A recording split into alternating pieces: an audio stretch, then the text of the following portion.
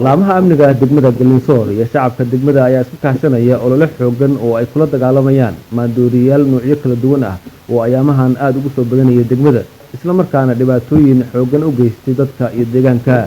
ololahan daroogooyinka lagula dagaalamayo ayaa si xooli ah uga socda degmada Galinsoor halkan waa goob fagaare ah oo degmada banaankeeda ah waxa halkan lagu burburinayaa dhalooyin qamri ah oo ay laamaha amnigu ka soo qabteen degmada waxaana goobtan iskugu soo baxay dadweynaha ku nool degmada Galinsoor si ay gacmahooda ugu burburiyaan maandooriyaha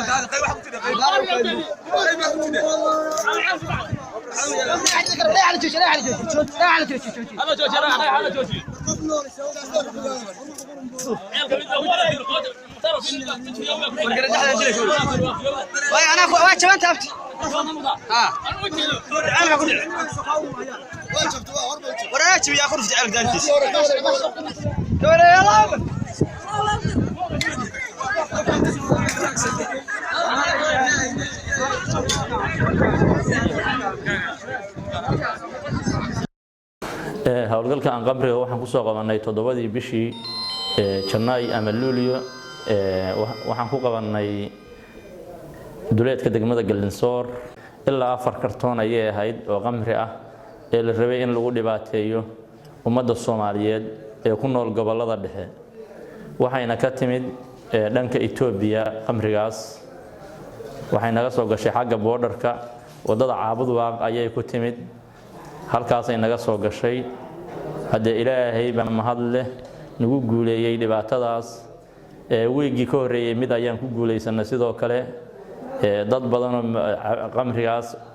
iyo daroogadaas sida calaqiga faraha kula jiray waa soo xirxirnay waxaan ku soo xirxirnay saldhigga degmada Galinsoor hadda way xirxiran yihiin oo xabsiga ayay ku jiraan hadee waxay ciqaab yeeshaan ayaa la marinayaa kiiska ay galeen ciqaabta uu leeyahay ayaa la marinayaa bulshada Galinsoor iyo dadka ku nool waxaan u jeedinayaa kelimad waxaan codsanayaa in laga shaqeeyo amniga aan ka hortagno waxyaalaha keenaya dhibka dadka dadweynaha ku nool degmada Galinsoor waxaan u jeedinayaa dhamaantood in ay nagala shaqeeyaan amniga uga hadlay waxaan kaloo aan ku darayaa dhamaan maamulada guud ee Galmudug iyo shacabka intiisa dhay culamo iyo caamada in si wada jira looga shaqeeyo daroogada baabiinaysa dadka iyo diinta iyo dalka oo ilmaha iyo caruurta lagu qaribayo in si wada jira oo gacmooda jirbi wax ku gooyaan si wada jira in looga dagaal galo oo xagga diinta islaamkana ku fiican jihaadka qofka bini'aadamnimada ku fiican oo jihaadka qofku markuu mukarka uu reebo oo macruufka dadka farana dee ajir buu Ilaahay dirti ka helaya gaari kasta qamri baa saaran oo uftada ka saaran asay ayadaas dhibaato ugu haysta ciidankuna hadeer hawlgallo toos ku jira habeen iyo maalinba way soo jeedaan way shaqeynayaan way la dirirahayaan shacabkuna waa taageersan yahay iyo maamul ahaan iyo culimo ahaan iyo qaybaha bulshada oo deegaanku si guud bay arintaas uga qayb qaateen meel kastoo ay galaan ayaga soo sheegayo afarta ku fiiqahaya markii afarta lagu fiiqana ciidanka ayaa ka hawlgalaya xaaladaas marka halkaas ay maraysaa xaaladdu way fiican tahay waxaan marka ugu baaqayaa dadweynaha deegaankan degan inay amniga ka qayb qaataan oo ciidanka booliska la shaqeeyaan warbixinadana ay u soo gudbiyaan ciidanka amniga iyo maamulka ay u soo gudbiyaan si loo daba galo qofkii shakhsiga dambiyada geysanayo oo deegaanka dhibaatada ka abuuraya si loo qabto dadka jaaliyadaha oo dibadda jira oo deegaankan u dhashana waxaan ka codsanaynaa inay ka qayb qaataan qaybta ay leeyihiin deegaanka inay ka qayb qaataan horumarka deegaankooda inay ka qayb qaataan una istaagaan dal walba waxa dhisa oo horumar gaasiya dadkiisa culimada diinka ayaa dhankooda waxa ay degmada ka wadaan muxaadarooyin ay dadka uga wacyigelinayaan dhibaatooyinka maandooriyaasha iyagoo dadka u sheegaya diinta islaamku sida ay u xaaraantinimeeday maandooriyaasha sida qamriga iyo wixii la mid ah. muxaadaradan waxay ku saabsan tahay muskaraadka iyo mukhadaraadka waxyaalaha dadka wareeriya ee khamradu ugu weyn tahay. waxay tahay arrintaasi arrin khatar weeye oo xanuun badan. waxaan arkaynaa inay ku faafsan tahay dhaqamada dadka aan akhlaaqda wanaagsan iyo dabeecadaha wanaagsan aan wasni iyo miisaan u samaynaynin. waxaa la og yahay sida macluumka ayana ah baa la yidhi dowladaha isticmaariga oo dadka islaamka waagi hore isticmaalka samayn jiray waxay ka dhigataa waxyaalahan khamradu ugu weyn tahay iyo muskaraadka dhammaantood waxay ka dhigataa baa la yidhi hub ay ku dirirto oo islaamka ay ku burburiso. taasina waa mid kale oo madaha dabeecaddooda ay ku burburisaa baa la yidhi. sidaasoo kale waxaa la yidhi kama aysan suulin baa la yidhi waddanka masar waxaa la yidhi in la dirirahaya isticmaalkii haysan jiray musakaraadkii iyo wixii uu ka tegey baa la yidhi. intaas waxay nooga filantahay walaalayaal dhibka ay noo geysanayso alkhamri walmaysir wayasudakum can dikri illaahi wa can isalaati fahal antum muntahuun. ilaahay subxaanahu watacaala wuxuu yidhi dadka iimaanka laga helayow khamrada iyo turubku iyo sanamka iyo aslaamtuba rijsun waa wax xun oo qurun ah.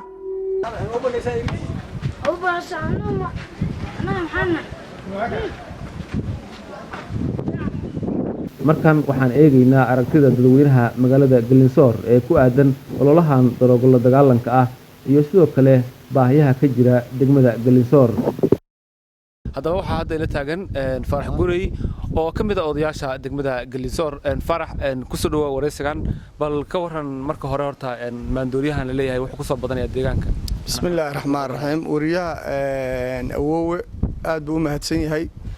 haddii aan ka warramo maandooriyaha magaaladan Galinsoor aad ugu soo batay waa qamriga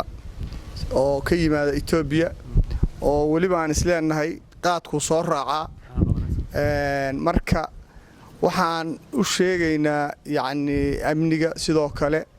in ay bahalkaas la diriraan. amniguna wuxuu rabaa wuxuu ama kula diriri lahaa ama uu ku qaban lahaa. sidoo kale saldhigga hadda aad buu ula diriray laakiin nasiib darro gaadiidkii uu kula diriri lahaa iyo qaabkii uu isticmaali lahaa oo meelaha dheer ugu tagi lahaa ma ay haystaan. waxaan codsanaynaa ama ijaaladaha dibadda ha noqdeen ama yacni dawladda galmudugba ha noqotee in ay la helo degmada loo helo gaadiid maandooriyahaas lagula diriro. dadka hadda maandooriyaha isticmaalahayana dad yar iyo dad xiga midna ma ahan, waa dad fara badan. markii galmudug israacday oo yacni la arkay sifaalaheeda ayaa waxaa la isku bedelay si ama loo fashaliyo galmudugnimada ama hanaanka dawladnimo in Itoobiya laga soo raro qamrigii qaadkii laguna qaribo deegaamada ay markaas ay la leedahay xuduudka. waa tahay maandooriyahan imisa uu ka kooban yahay qamriga maxaa kale? qamriga qaadka xashiishka saddexdaas hadda waa ahaynaa. waxaana looga baxi karaa in la tayageliyo xagga biliiska oo kale. calaq baa la yiraahdo ayada laftirkeeda waa sheegayeen oo anigu aanan aqoon oo mindhaa ma aqaan biyo la qurmiyo galeyda iyo laga sameeyo waxaasba waxay ka yimaadaan dhanka Itoobiya ka yimaadaan. marka waxaan aad iyo aad u codsanaynaa jaaliyaha dibadda waliba ka sii codsanaynaa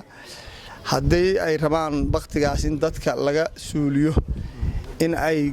biliiska gaadiidka uu wax ku qaban lahaa ama uu ku hawlgeli lahaa in laga caawiyo. meeshaani wax caawina ma helin, wax tuuracaada ma helin. galmudug laftirkeeda tii horena wax kama helin, tii ka sii horeysana wax kama helin. yacni waxa heerkaas hadda biliiska aad u jeedaan ama deegaanka ka muuqda waa wax yacni dadka degan ay ayagu isku kakabeen oo maaragtay ay tubaracaad ayaga dhexdooda ah weeye. sheekh Daaq Ciise oo ka mid ah culimada magaalada Galinsoor. sheekh ku soo dhawow barnaamijkan gaarka waxaad bal nooga warbixisaa maandooriyahan laga cabanayo iyo sharciga islaamku aad iyo aad waxyaalaha uu xifdiyay waxa ka mid ah aqliga qofka bini aadamka aqligiisa Allah subhanahu wa ta'ala aad iyo aad buu xifdiyay waxyaalaha shanta ah oo la yiraahdo wixii waxyaala waa xaraam. waxyaalaha shanta koow waxa weeye waa diinka, nafti, maalka, cirdiga, aqliga. caqligu marka ilaahay subxaana watacaala waa uu xarimay wax kasta oo dooriya nabiga sala allahu calayhi wasalam waa kii lahaa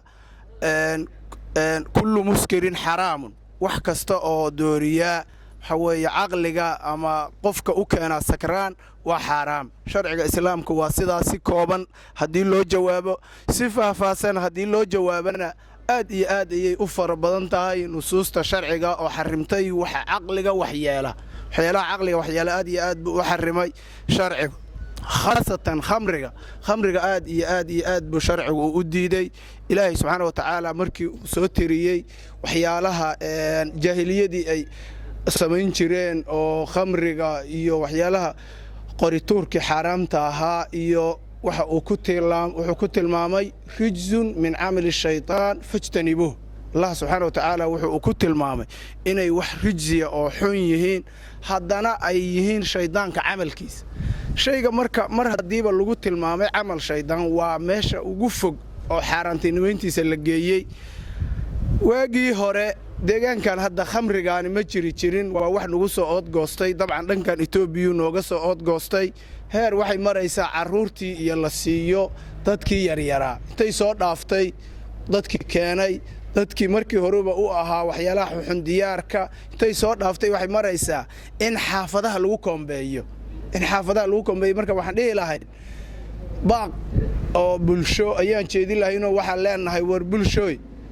war bulshooy fadhiga ka istaaga haddaad culummo tihiin iyo haddaad ciidan tihiin iyo haddaad caamo tihiin iyo haddaad waxa weeye tihiin odayaal haddaad tihiin hooyooyin dhammaan arrimaha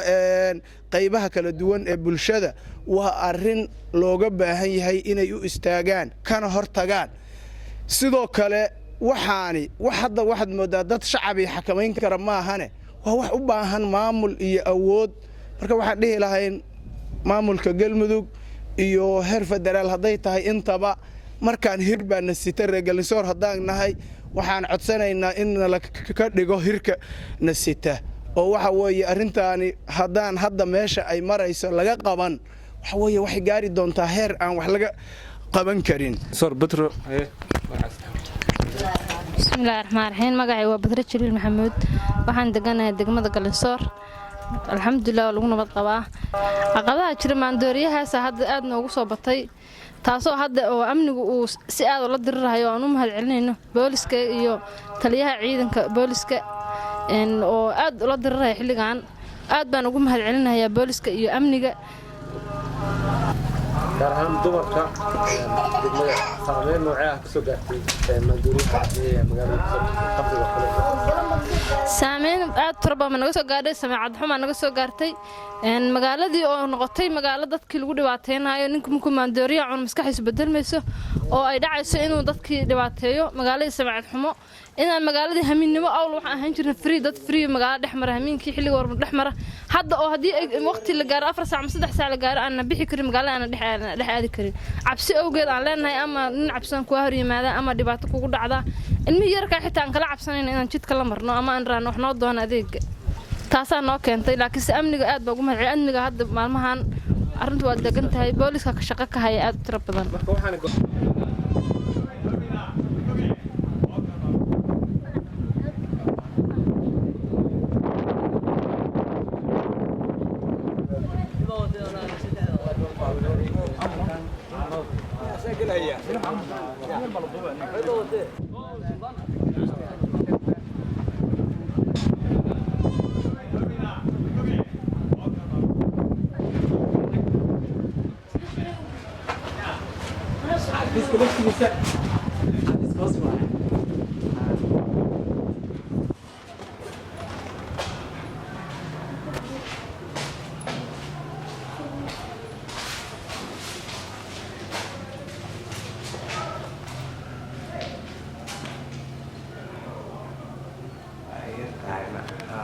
waxaan la joognaa ruqyo geelle oo ka mid ah hooyooyinka magaalada Gallinsoor waxaan ku soo dhaweynayaa si fiican salaanta islaamka assalaamu calaykum saxaafadda bal noo warbixisaa caqabadaha dhanka hooyooyinka xagga horumarka degmada maxaa nooga sheegi kartaa ama caqabad tiro badan baa naga haysta markii xilliga maandooriyahan soo galay waxaa dhacday kufsi tiro badan baa ku dhacay hooyooyinka gabdhahoodii baa la kufsaday ayagii baa la handaday dhibaato tiro badan oo nagu keenay maandooriyuhu baan haysta dhibaato tiro badan goobo caafimaad way yar yihiin way jiraan laakiin way yar yihiin wax weyn oo isbitaal oo tifaaca oo weyn oo magaalada ku yaala ma jiro goob caafimaad oo aan xarun anagoo qaasno oo dumarna ma balihinba jirin degmadayada waxa jidadeed waa wadamo dhib tiro badan soo madhay burbur tiro badan soo madhay dagaal tiro badan soo madhay ilaa 91 dhibaato haystay weeye saacadaana ku soo gaadhay dad labar adayga baa jooga aad u dhabar adayga baa jooga laakiin waxay ka radeen male laakiin waa hawl rabbaaniyahan haysta waxaan haystaa hayada marka waxaan ka cabanaynaa intaas u badan hooyooyinku ay ka cabanayaan ayadoo hooyo markasta ayada dhibana ilmaha halaabay ayada dhashay kuwa hor halaaban ayada dhashay kuwa dhimanayo caaway boga u dhigay dhibaatadan ayada dhashay intaba wixina la kaga caawin karo daliya dibad qurba joogteeda saxaafada noo imaanaysa wixii dawladda federaalka dhan kasta wixii naga caawin kara wax nooga qabtaan baan u baahan degmada Galinsoor oo kaliya uga eka saameynta maandooriyaashu galmudug oo dhan ayaa muddooyinka dambe waxaa dadku aad uga cabanayaan qamriga taabuuga xashiishka iyo wixii la mid ah kuwaas oo baryahan aad ugu soo badanayay deegaanada galmudug waa cabdi xasan awowe oo idin leh sidaas iyo nabadgelyo